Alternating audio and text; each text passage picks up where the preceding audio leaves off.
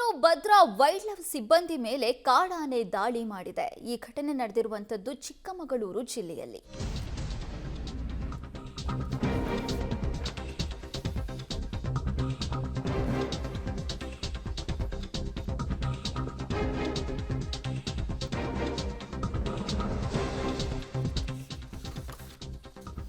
Bhadra wild life ಸಿಬ್ಬಂದಿ ಮೇಲೆ ಕಾಡಾನೆ ದಾಳಿ ಮಾಡಿದೆ. ಚಿಕ್ಕಮಗಳೂರು ಜಿಲ್ಲೆಯ ಎನ್ಆರ್ಪುರ ತಾಲೂಕಿನ ಸಿದ್ದರಾಮಯ್ಯ ಸೇತುವೆ ಸಮೀಪದ ಮೋರಿಮಠ ಬಳಿ ನಡೆದಿರುವಂತಹ ಘಟನೆ.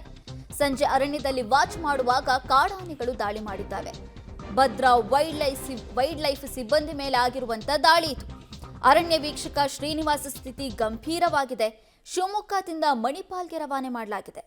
ಸಂಜೆ ಅರಣ್ಯದಲ್ಲಿ ವಾಚ್ ಮಾಡ್ತಾ ಇದ್ರಂತೆ ಹಿಂಡು ಹಿಂಡಾಗಿ ಕಾಡಾನೆಗಳು ಕಾಣಿಸ್ಕೊಳ್ತಾ ಇದೆಯಂತೆ ಈ ಭಾಗದಲ್ಲಿ. ಮುಂಚೆ ಒಂದು ತಾಯಿ ಹಾಗೂ ಮರಿ ಆನೆ ಸಾಮಾನ್ಯವಾಗಿ ಈ ಭಾಗದಲ್ಲಿ ಕಾಣಿಸ್ಕೊಳ್ತಾ ಇತ್ತು.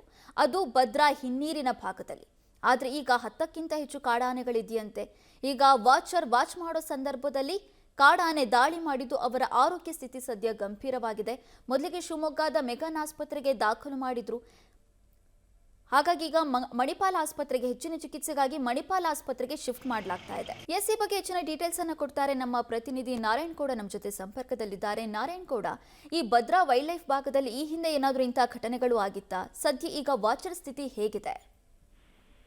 ನಯನ, ಇಲ್ಲ ಅಂತಂದ್ರೆ ಏನೀಗ ಚಿಕ್ಕಮಗಳೂರು ಜಿಲ್ಲೆ ಎನ್ಆರ್ಪುರ ತಾಲೂಕಿನ ಭದ್ರಾ ಬ್ಯಾಕ್ ವಾಟರ್ ಅಲ್ಲಿ ಕಳೆದ 5-6 ತಿಂಗಳಿಂದಲೂ ಕೂಡ ಸುಮಾರು 10ಕ್ಕೂ ಹೆಚ್ಚು ಆನೆಗಳು ಬೀಡ್ ಬಿಡ್ತಾ ಇರುವಂತದ್ದು. ಅಂದ್ರೆ ಎನ್ಆರ್ಪುರ ನಗರದಿಂದ ಸುಮಾರು 8ರಿಂದ 10 ಕಿಲೋಮೀಟರ್ ದೂರದಲ್ಲಿರುವಂತಹ ಭದ್ರಾ ಬ್ಯಾಕ್ ವಾಟರ್ ನಲ್ಲಿ 10ಕ್ಕೂ ಹೆಚ್ಚು ಕಾಡಾನೆಗಳು ಕಳೆದ 5-6 ತಿಂಗಳಿಂದಲೂ ಕೂಡ ಬೀಡು ಬಿಟ್ಟಿರುವಂತದ್ದು.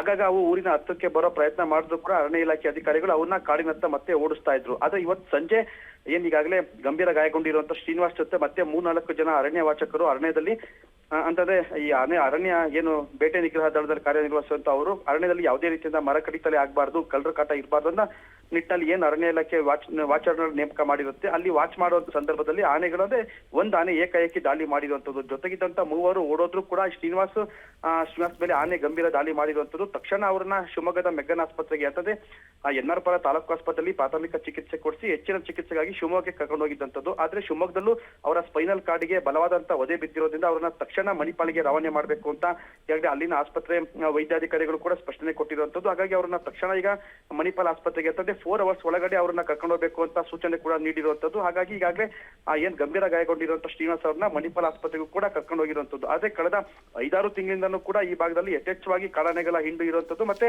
ಸಾಕಷ್ಟು ಬಾರಿ ಊರಿನತ್ತ ಬರುವಂತ ಪ್ರಯತ್ನ ಮಾಡಿದ್ರು ಕೂಡ ಅರಣ್ಯ ಇಲಾಖೆ ಅಧಿಕಾರಿಗಳು ಅದಕ್ಕೆ ಒಂದು ತಡೆ ಒಡ್ತಾ ಇದ್ರು. ಆದ್ರೆ ಈ ರೀತಿಯಾದಂತಹ ಪ್ರಕರಣ ಏನು ಅರಣ್ಯ ಅಧಿಕಾರಿಗಳು ಮತ್ತೆ ಸಿಬ್ಬಂದಿಗಳ ಮೇಲೆ ಕಾಡಾನೆಗಳು ದಾಳಿ ಮಾಡಿರುವಂತದ್ದು ಈ ಭಾಗದಲ್ಲಿ ಇದೇ ಮೊದಲಾಗಿರುವಂತದ್ದು. ನಯನ, ಥ್ಯಾಂಕ್ ಯು ನಾರಾಯಣ್ ಗೌಡ ನಿಮ್ಮೆಲ್ಲ ಡೀಟೇಲ್ಸ್ಗಾಗಿ.